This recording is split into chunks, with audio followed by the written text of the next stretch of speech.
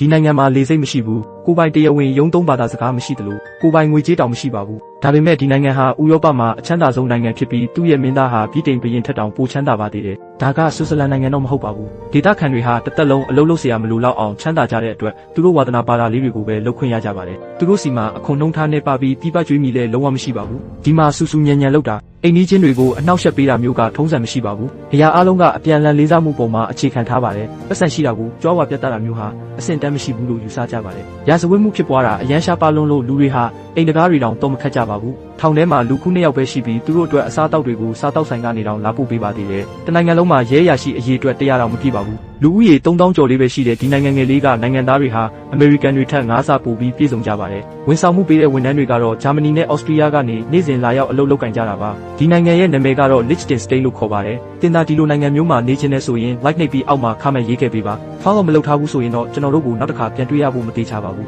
ဒါပေမဲ့ follow လုပ်ထားတယ်ဆိုရင်တော့ဂုဏ်ယူပါတယ်တင်ဟာနေ့တိုင်းတိုးတက်နေပြီဖြစ်ပါတယ်